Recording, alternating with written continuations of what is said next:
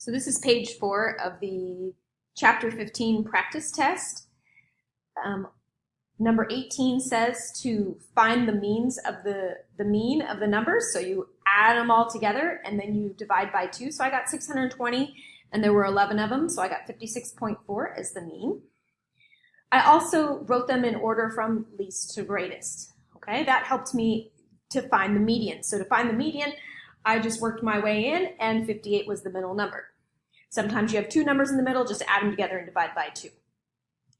Then I needed to find the mode, the number that occurs most often. So for this set, it was 70. There were two 70s.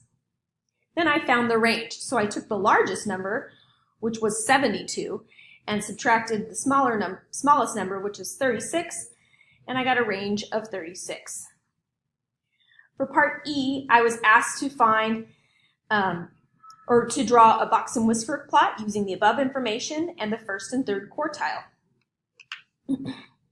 So I needed the mean, which was 56.4, which is approximately right here. That's my middle dot right there. And then I found the first quartile by taking the lower set of numbers, including the 58, and finding its middle number, which was 44.5. And then the third quartile, you take the upper set of numbers and get the middle number, which is right between 67 and 70, which is 68.5. Put the 2 dots on, draw your box, and then the whiskers are the range. So I went up to 72 and down to 36. And that made my box and whisker plot. Then for the variance, I wrote down all the numbers this way and found the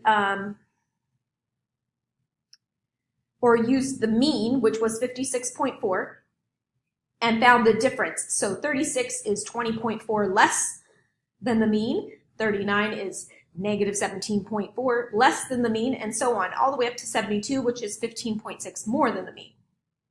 Then I squared each of those numbers, just did it on my calculator, added them all up, got 1,762.56, and to get the standard deviation, which was part G, I just took the square root of that number.